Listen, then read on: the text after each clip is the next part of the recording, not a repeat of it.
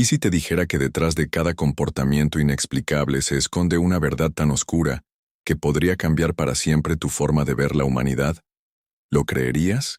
¿Y si te dijera que en este preciso momento hay personas entre nosotros que han encontrado refugio en convertirse en algo que no son, en abandonar su humanidad para escapar de los horrores que han vivido? ¿Pensarías que estoy exagerando? La mente humana es un laberinto de mecanismos de defensa, un campo de batalla donde los traumas libran guerras silenciosas que pueden manifestarse de las formas más perturbadoras. Hoy vamos a adentrarnos en la historia de Lucía, una joven de 19 años cuyo comportamiento desconcertó a médicos, psicólogos y a su propia familia cuando, sin previo aviso aparente, comenzó a comportarse como un perro. No estamos hablando de simples manierismos o imitaciones. Lucía dejó de comunicarse con palabras. Comenzó a caminar a cuatro patas, a ladrar cuando sentía miedo y a buscar comida en el suelo.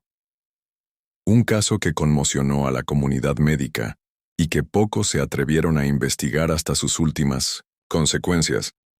¿Y si te dijera que este comportamiento no es el resultado de una enfermedad mental convencional, sino una respuesta desesperada a un trauma tan profundo que la única forma de sobrevivir para Lucía fue dejar de ser humana?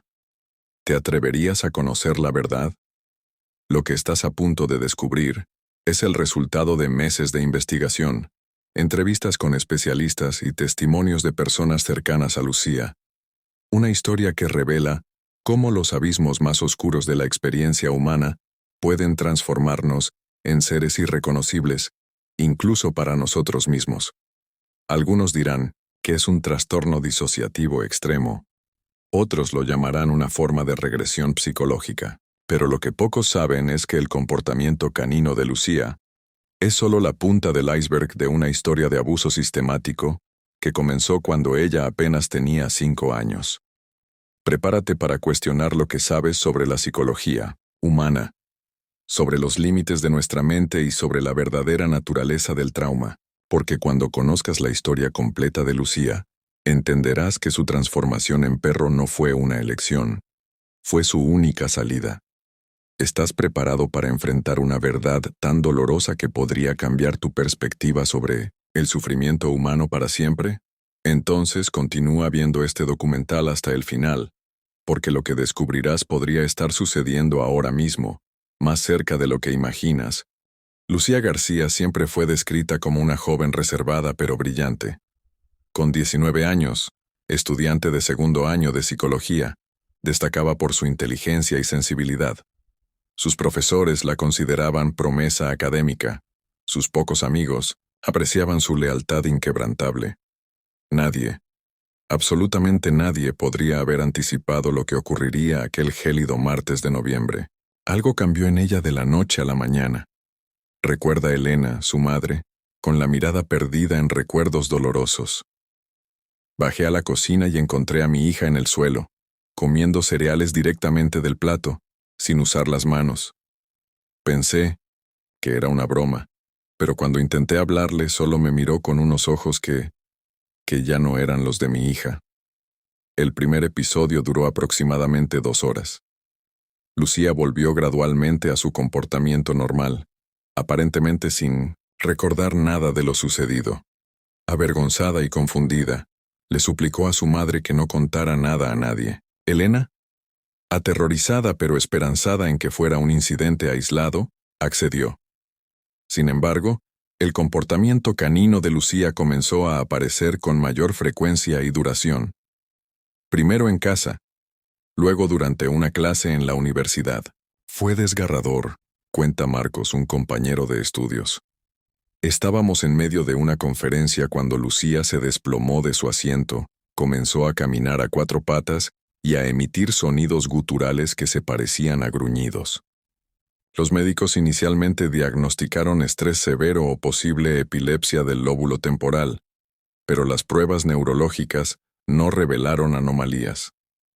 Fue entonces cuando la doctora Isabel Méndez, especialista en traumas infantiles, comenzó a sospechar que estaban frente a algo mucho más complejo.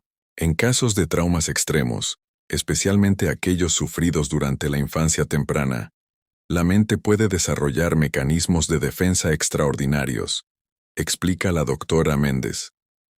Lo que estábamos presenciando con Lucía no era simplemente un trastorno disociativo común, era una fragmentación completa de su identidad humana, como respuesta a algo tan terrible que su mente prefirió refugiarse en otra especie. El punto de inflexión llegó cuando, durante una sesión terapéutica, Lucía transitó al estado canino y, por primera vez, reaccionó violentamente ante la presencia de un hombre que guardaba cierto parecido físico con Tomás, el exnovio de su madre que vivió con ellas durante 3 años cuando Lucía tenía entre 5 y 8 años. Fue entonces cuando comencé a entender, susurra Elena con voz quebrada. Tomás siempre insistía en quedarse solo con Lucía. Decía que quería ser como un padre para ella. Yo trabajaba turnos dobles para mantenernos. Nunca imaginé, nunca quise ver, y así con la aparición de un hombre del pasado, comienza a develarse el oscuro secreto que ha permanecido enterrado en la mente fragmentada de Lucía durante más de una década.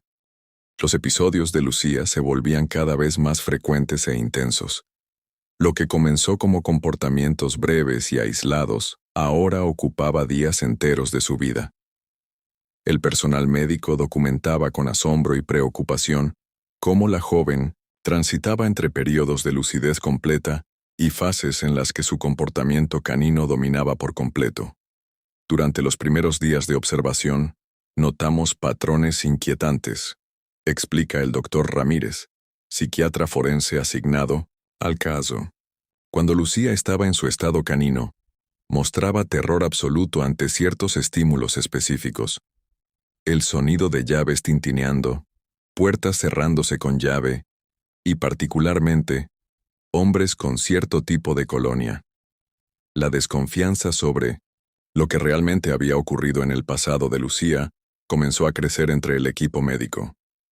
Las notas clínicas revelaban detalles perturbadores. Durante su estado canino, Lucía buscaba constantemente esconderse debajo de mesas o camas, especialmente cuando escuchaba voces masculinas autoritarias. Elena, devastada por la culpa y la sospecha creciente, comenzó a revisar antiguos álbumes de fotos, buscando señales que hubiera pasado por alto. Encontré algo que me heló la sangre, confiesa con voz temblorosa. En las fotos de cuando Lucía tenía 7 años, justo después de que Tomás se mudara con nosotras, su mirada había cambiado. Ya no sonreía con los ojos. La doctora Méndez implementó sesiones de terapia con hipnosis clínica, esperando acceder a los recuerdos reprimidos de Lucía. Durante una de estas sesiones, la joven, aún en trance profundo pero comunicándose verbalmente, pronunció palabras que confirmaron los peores temores del equipo médico. El armario, oscuro, llave, no puedo gritar. Soy un perrito, los perritos no hablan. Si no hablo quizás pare.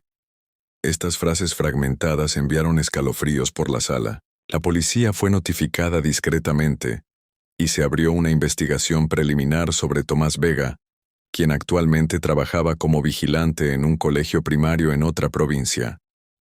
Mientras tanto, antiguos vecinos del edificio donde vivían, Lucía y Elena comenzaron a proporcionar testimonios inquietantes. Siempre me pareció extraño, comenta Dolores Ruiz, una anciana que vivía en el apartamento contiguo. Ese hombre paseaba a su perro todas las noches muy tarde, y a veces, cuando regresaba, escuchaba llanto de niña, seguido por su voz diciendo, «Compórtate como te enseñé». La desconfianza se transformaba rápidamente en una terrible certeza. Los especialistas en traumas infantiles coincidían en una hipótesis devastadora. El comportamiento canino de Lucía no era aleatorio. Era una estrategia de supervivencia aprendida, una forma de disociación extrema desarrollada por una niña pequeña para soportar lo insoportable. En algunos casos de abuso severo prolongado, explica la doctora Méndez, especialmente cuando ocurre en edades tempranas, las víctimas desarrollan estrategias de escape mental. La mente infantil de Lucía encontró refugio en convertirse en aquello que su abusador parecía valorar y respetar, su perro. La verdad comenzaba a emerger, sombría y devastadora, mientras el equipo médico y legal preparaba el siguiente paso: ayudar a Lucía a recuperar su voz humana para que pudiera, finalmente, contar su historia. Con las sospechas creciendo y los indicios acumulándose, Elena tomó la dolorosa decisión de confrontar su pasado. Armada con los fragmentos de recuerdos que Lucía había revelado durante las sesiones terapéuticas, contactó a Tomás Vega. La conversación telefónica fue breve, tensa y desconcertante. Fue como hablar con un muro de piedra, relata Elena secándose las lágrimas. Cuando le pregunté directamente sobre lo que le había hecho a mi hija, se rió. Una risa fría, casi mecánica. Dijo que Lucía siempre había sido una niña, con imaginación excesiva, y que debería preocuparme más por su evidente enfermedad mental. El rechazo no se limitó a Tomás. Cuando Elena intentó presentar sus sospechas ante la familia extendida, se encontró con un muro de incredulidad y negación. Su propia madre, la abuela de Lucía, se negó a aceptar la posibilidad. Mi madre me dijo que estaba buscando un culpable para la enfermedad mental de mi hija, recuerda Elena con amargura. Me recordó que Tomás siempre fue un caballero que nos ayudó cuando más lo necesitábamos. Incluso insinuó que quizás yo estaba inventando estas acusaciones por algún tipo de resentimiento hacia él. La doctora Méndez explica que esta reacción es tristemente común. Las familias suelen rechazar inicialmente las acusaciones de abuso, especialmente cuando involucran a alguien que han aceptado en su círculo. Es un mecanismo de defensa colectivo. Aceptar la verdad significaría reconocer que fallaron en proteger a un ser querido vulnerable. Cuando el caso comenzó a avanzar hacia una investigación formal, Lucía experimentó un episodio particularmente severo. Durante 72 horas, permaneció completamente inmersa en su comportamiento canino, rehusándose a incorporarse sobre dos piernas y reaccionando con terror extremo ante cualquier intento de comunicación verbal. Fue devastador presenciar el retroceso, comenta el doctor Ramírez. Era como si la mera posibilidad de que su trauma fuera reconocido oficialmente hubiera activado todos sus mecanismos de defensa a nivel máximo. La investigación preliminar también enfrentó obstáculos. Sin pruebas físicas después de tantos años, con testimonios indirectos y una víctima incapaz de comunicarse coherentemente, el fiscal asignado al caso expresó escepticismo sobre la viabilidad de proceder legalmente. El sistema judicial no está diseñado para comprender traumas complejos como este, explica la abogada Patricia Fuentes, especializada en casos de abuso infantil. Necesitamos que Lucía pueda contar su historia, pero para hacerlo, primero, debe reconectarse con la parte humana que sacrificó para sobrevivir. En un desarrollo perturbador, otras dos familias contactaron discretamente al hospital, después de que un periódico local publicara un artículo vago sobre comportamientos disociativos extremos en una paciente joven. Ambas familias tenían hijas que habían estado en contacto con Tomás Vega a través de su trabajo en diferentes colegios. Nunca hizo nada explícitamente inapropiado, reportó una de las madres. Pero mi hija comenzó a tener pesadillas recurrentes, donde se convertía en un animal. Solo ahora estoy entendiendo lo que eso podría significar. Mientras tanto, Lucía seguía atrapada entre dos mundos, rechazada por quienes deberían creerle, y refugiándose cada vez más profundamente en una identidad que, paradójicamente, le brindaba la única sensación de seguridad que conocía. Con la investigación oficial estancada y la incredulidad persistente, Elena decidió tomar el asunto en sus propias manos. Si nadie iba a creer en mi hija, yo encontraría la manera de probar lo que le habían hecho, afirma con determinación, renovada en su mirada. La búsqueda comenzó en el sótano de su antiguo edificio, donde Elena recordaba que Tomás guardaba algunas pertenencias en un viejo armario. Contra todo pronóstico, el nuevo conserje le permitió acceder al espacio que permanecía prácticamente intacto, con cajas olvidadas pertenecientes a antiguos inquilinos. Fue como si algo me guiara, explica Elena. En el fondo del armario, detrás de una tabla suelta, encontré una caja metálica cerrada con candado. Mi corazón me decía que allí podría estar la verdad. Paralelamente, la doctora Méndez implementaba una nueva estrategia terapéutica con Lucía, utilizando arte y música como puentes entre sus dos estados de conciencia. Durante una sesión particularmente intensa, Lucía, aún en su comportamiento canino, comenzó a rasguñar frenéticamente un dibujo que representaba un armario. Nunca olvidaré ese momento, relata la terapeuta. Mientras rasguñaba el papel, comenzó a emitir un sonido que no era ni humano ni animal. Era el llanto de una niña pequeña filtrado a través de años de disociación y trauma. En un giro inesperado, una exnovia de Tomás contactó al equipo médico tras enterarse del caso por una enfermera amiga. Su testimonio añadió una pieza, escalofriante al rompecabezas. Siempre me pareció perturbador cómo trataba a su perro, confesó. Lo mantenía encerrado en un armario durante horas, y le decía que los buenos perritos no hablan. Cuando le cuestioné esta conducta me dijo que así había entrenado a todos sus perros. Mientras tanto, la caja metálica que Elena había encontrado resultó imposible de abrir sin dañarla. Después de mucha deliberación, decidió llevarla directamente a la policía, quienes obtuvieron una orden judicial para forzarla. Su contenido provocó conmoción entre los investigadores. Docenas de collares para perros miniatura, algunos claramente diseñados para humanos pequeños, junto con fotografías Polaroid borrosas y un diario escrito en un código personal de Tomás. Aunque el código no podía descifrarse inmediatamente, las imágenes, aunque deliberadamente poco claras, mostraban lo que parecían ser niños en posiciones comprometedoras, algunos usando accesorios caninos. Fue suficiente para reabrir la investigación con fuerza total, explica el detective Morales. Aunque las fotos eran técnicamente insuficientes como evidencia definitiva por sí solas, el conjunto de elementos constituía un patrón claro de comportamiento predatorio. Simultáneamente, la terapeuta ocupacional que trabajaba con Lucía hizo un descubrimiento físico perturbador.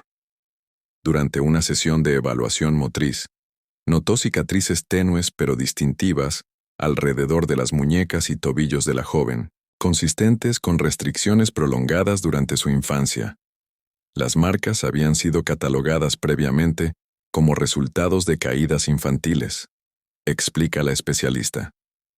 Pero su patrón y ubicación coinciden perfectamente con lesiones de restricción crónica, comúnmente vistas en víctimas de confinamiento prolongado. Las piezas comenzaban a encajar. El comportamiento canino de Lucía no era simplemente una respuesta disociativa aleatoria, era una adaptación meticulosamente entrenada por su abusador, quien aparentemente había empleado técnicas similares con otras víctimas. La búsqueda de pruebas estaba dando frutos, pero el equipo médico enfrentaba una pregunta crucial. ¿Cómo utilizar esta información para ayudar a Lucía a reconectar con su humanidad sin traumatizarla nuevamente en el proceso? La investigación tomó un giro dramático cuando la policía, armada con la evidencia recién descubierta, obtuvo una orden de registro para el actual domicilio y lugar de trabajo de Tomás Vega. Lo que encontraron excedió las peores expectativas. En 1900, el sótano de su modesta casa, cuidadosamente oculto tras una falsa pared, descubrieron un espacio de apenas 2 metros cuadrados. Las paredes estaban insonorizadas y contenían rasguños a la altura que correspondería a una niña pequeña. En un rincón, un collar de perro desgastado con el nombre Lucy, grabado artesanalmente. Nunca en mis 20 años de servicio había visto algo así, confiesa el detective Morales con la voz quebrada. Era un espacio diseñado específicamente para confinar a una niña, con detalles que indicaban una premeditación perturbadora, la perversión del cariño que se asocia con las mascotas convertida en una herramienta de control y abuso. La revelación más impactante, sin embargo, vino del análisis forense del diario codificado. Un criptógrafo logró descifrar partes significativas del texto, revelando lo que Tomás llamaba su método de entrenamiento humano canino. Lo que leímos era un manual metodológico de condicionamiento psicológico, explica la doctora Méndez con evidente horror. Detallaba técnicas para quebrar la identidad humana de una víctima y reconstruirla bajo un paradigma canino. Incluía etapas de entrenamiento, castigos y recompensas específicas. No era improvisación, era un sistema desarrollado a lo largo de años. Mientras la investigación avanzaba, Lucía experimentó lo que los médicos describieron como un episodio de integración parcial. Durante una terapia con luz suave y sonidos de naturaleza, comenzó a alternar entre comportamientos caninos y momentos de lucidez humana sin la transición abrupta habitual. En uno de estos momentos de conciencia, pronunció una frase que heló la sangre de todos los presentes. Él no era el único. Había otros que venían a vernos, a los perritos humanos. Esta declaración fragmentada pero coherente sugería algo aún más perturbador: la posibilidad de una red de abusadores que compartían víctimas condicionadas bajo este perverso sistema. La confirmación llegó de manera inesperada. Un antiguo colega de Tomás en una escuela primaria, al enterarse de su detención por las noticias, acudió voluntariamente a la policía. Visiblemente perturbado, entregó un USB que Tomás le había confiado años atrás para salvaguardar, con la instrucción de destruirlo si alguna vez le pasaba algo. Pensé que contenía documentos personales, o quizás material financiero comprometedor, explicó el hombre. Nunca lo revisé hasta ahora. Cuando vi lo que contenía, vine inmediatamente. El USB contenía registros cifrados de transacciones, nombres codificados y fechas que coincidían con periodos en que Lucía había reportado ausencias en su infancia. Los investigadores informáticos preliminarmente identificaron lo que parecían ser registros de pagos por sesiones con diferentes entrenadores.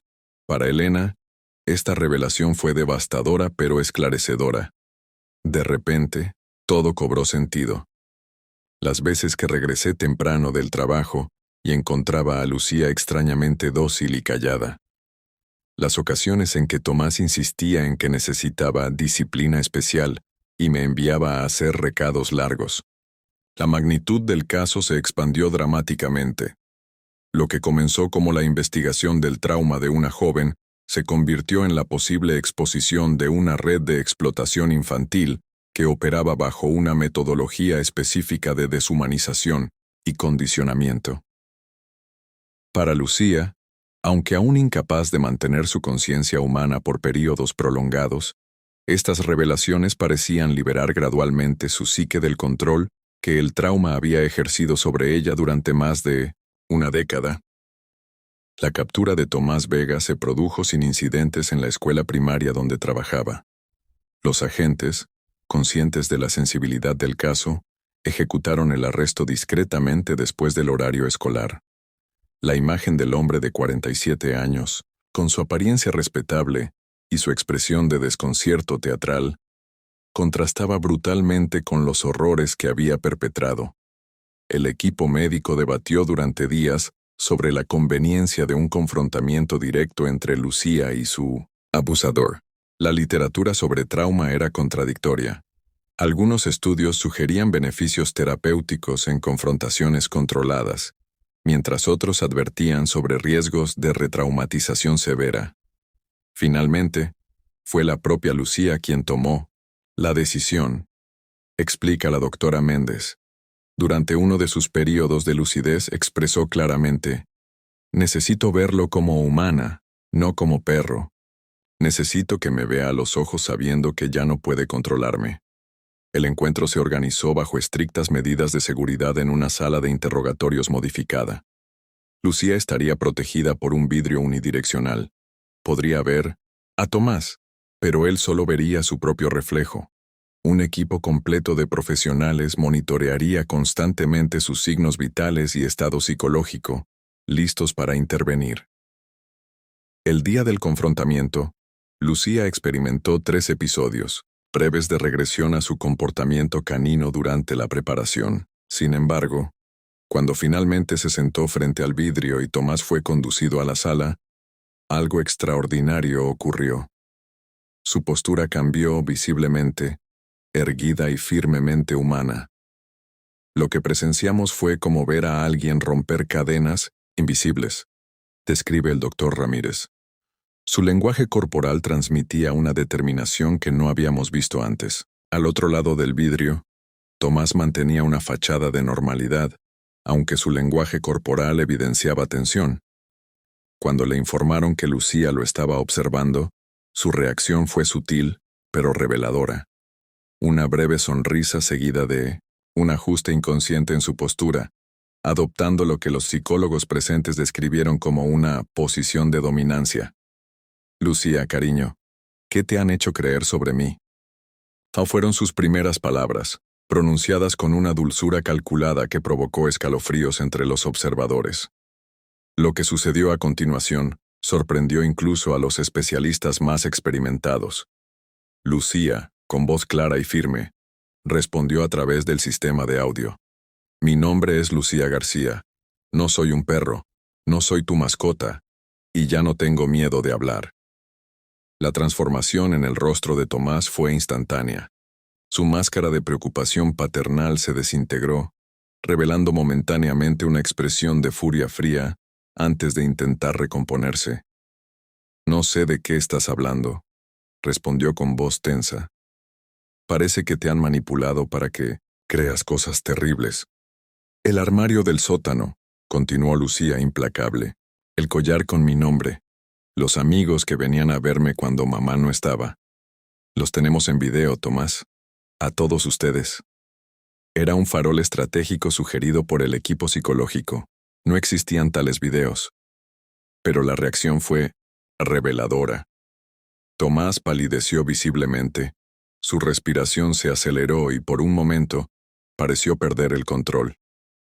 Era solo una niña confundida con fantasías. Siseó con repentina agresividad.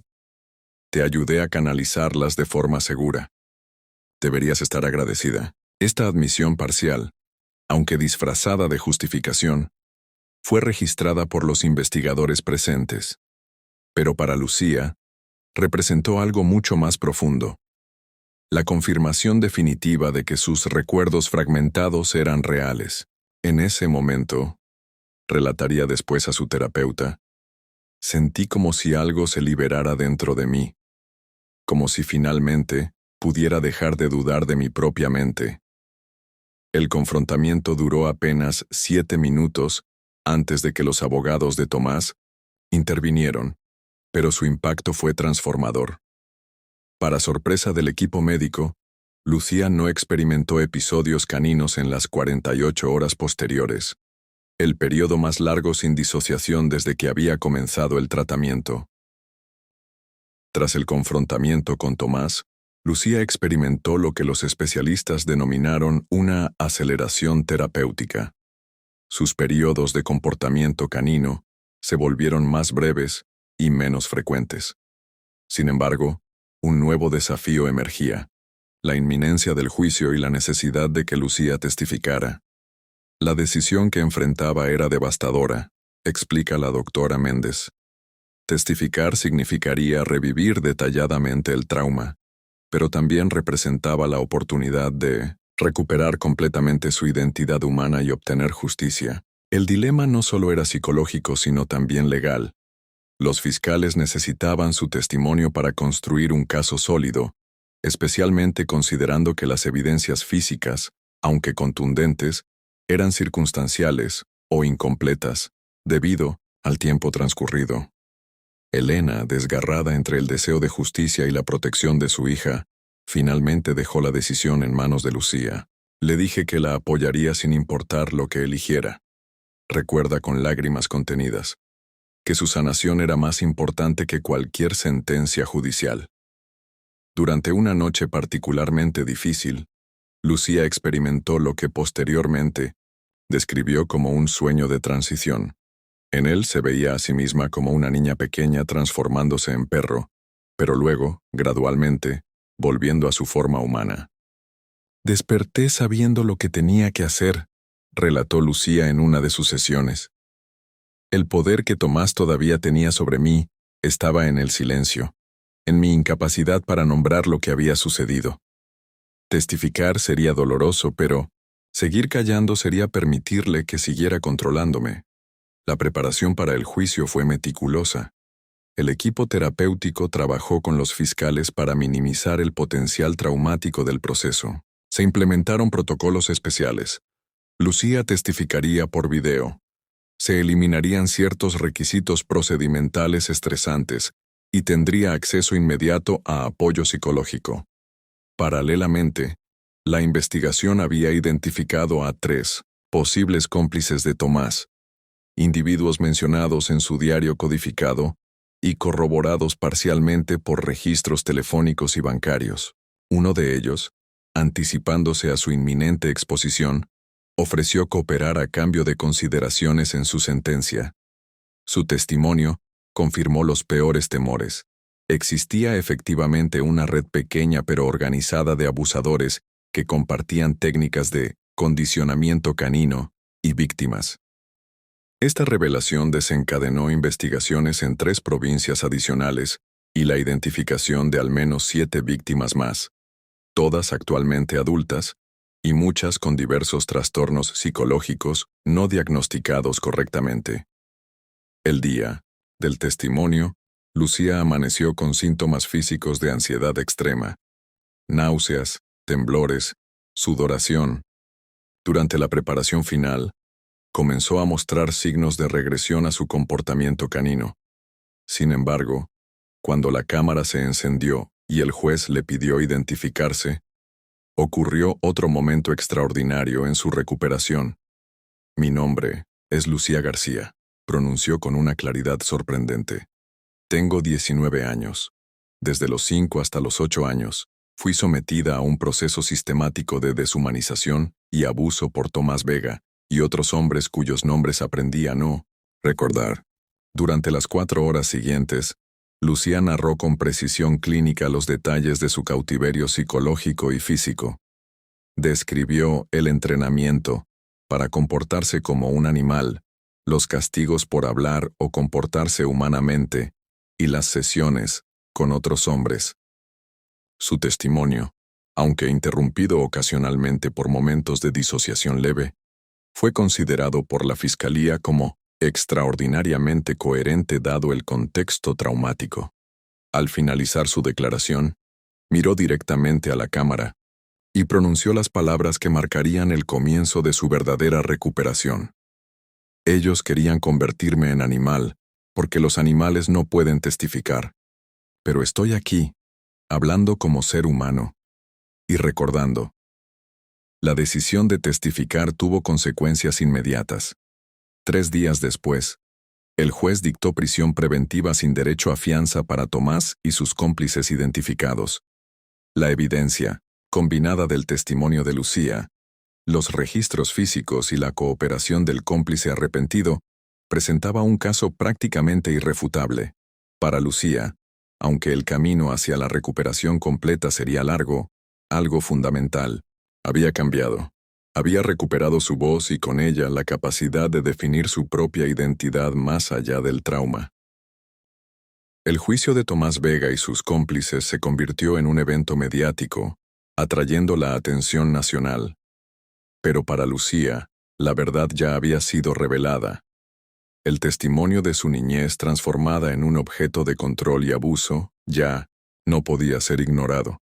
Sin embargo, lo que nadie esperaba, ni siquiera los expertos, era la última pieza del rompecabezas que emergió tras el juicio. La doctora Méndez había trabajado durante meses con Lucía, pero había un detalle que nunca había sido explorado completamente: el impacto del abuso de Tomás en otros aspectos de su vida, especialmente en su memoria. Aunque Lucía había reconstruido sus recuerdos más traumáticos, algo seguía faltando. Fue durante una sesión de hipnosis profunda, meses después del juicio, cuando Lucía, por fin, recordó lo que había sido la última acción de Tomás. Cuando entré a la casa de la infancia después de tantos años, algo en mí despertó, recuerda Lucía, con una calma inesperada. Vi las sombras en las esquinas, los objetos fuera de lugar, pero había algo más. Encontré una carta en el fondo de un cajón, una carta escrita a mano. Decía: El perro nunca debe ser liberado. La carta estaba firmada por alguien que Lucía nunca había conocido, pero cuya letra era inconfundible. El hermano mayor de Tomás, un hombre aparentemente respetable que había trabajado en diversas instituciones educativas. Esta carta, perdida en el tiempo, confirmaba que Tomás no era un caso aislado, sino que formaba parte de una red mucho más grande y compleja. Lo que comenzó como la lucha de una joven por recuperar su identidad y sanar de un abuso grotesco, se convirtió en la llave para desmantelar una red de explotación y deshumanización infantil que operaba con métodos sistemáticos. La carta representaba la confirmación de que Lucía, aunque una víctima, era también una superviviente de un esquema mucho más organizado y peligroso que cualquier investigador o terapeuta había imaginado. Al confrontar la carta con los testimonios de los cómplices de Tomás, la doctora Méndez entendió algo aún más perturbador. Este entrenamiento no solo se limitaba a Lucía, sino que parecía haber sido una técnica transmitida a través de generaciones, una tradición oscura y macabra que se tejía en las sombras del sistema educativo y social. Lucía, tras reconocer por fin la magnitud de su experiencia, se enfrentó a una verdad aún más dura. El mundo que había creído conocer. El mundo, de su familia y sus relaciones, estaba marcado por secretos que la sociedad había preferido ignorar. Lo que sucedió no era solo un abuso, era un sistema, reflexionó Lucía durante una de sus últimas sesiones terapéuticas. Este sistema se basa en deshumanizar a quienes son más vulnerables. Y el dolor no termina con la exposición de los abusadores. Ahora el trabajo comienza para desmantelar todo lo que está oculto. La confirmación de la carta abrió nuevas investigaciones, involucrando a figuras prominentes de la sociedad, pero también comenzó a sanar, por fin, la mente de Lucía. La joven que una vez se había visto a sí misma como un animal, ahora comenzaba a definirse como humana. La lucha por su identidad estaba lejos de terminar, pero al menos había dado un primer paso crucial. La historia de Lucía García, una joven que sobrevivió al abuso y la deshumanización, no es solo un testimonio de sufrimiento, sino también de resistencia. Su valentía al testificar, al romper su silencio y al revelar los secretos más oscuros, no solo cambió su vida, sino que también encendió una luz sobre la necesidad urgente de cambiar la forma en que la sociedad ve y aborda el abuso infantil. Lo que comenzó como una historia de horror, finalmente culminó en una acción que podría salvar a cientos de otras víctimas invisibles. Pero aún queda mucho por hacer. El abuso infantil es un tema que sigue siendo minimizado, a menudo invisibilizado por quienes tienen el poder de cambiar las estructuras que permiten que tales tragedias ocurran en las sombras. ¿Y tú? ¿Estás dispuesto a enfrentar la verdad, incómoda? Lucía no solo se enfrentó a su trauma, también desafió a un sistema entero, y lo hizo con el único poder que le quedaba, su voz. Este documental, esta historia de superación, no es solo para que te indignes y llores, es un llamado a la acción. ¿Te has preguntado alguna vez cuántos Lucías viven a tu alrededor, ocultos detrás de fachadas de normalidad? Si hay algo que esta historia nos enseña, es que debemos estar atentos, cuestionar y actuar. Los abusos se ocultan bajo muchas formas, pero todos tienen algo en común: la necesidad de ser vistos y escuchados. Si tú también eres un testigo, no permanezcas en silencio. Denuncia, apoya, educa, porque el verdadero cambio solo llega cuando cada uno de nosotros decide no ser indiferente. Si te conmovió la historia de Lucía, si te hizo pensar, si te retó a cuestionar lo que consideras normal, entonces te invito a compartir este video. Comenta, comparte, suscríbete. Porque el silencio es cómplice, pero el conocimiento y la acción pueden salvar vidas. Y recuerda, como Lucía, todos tenemos una voz,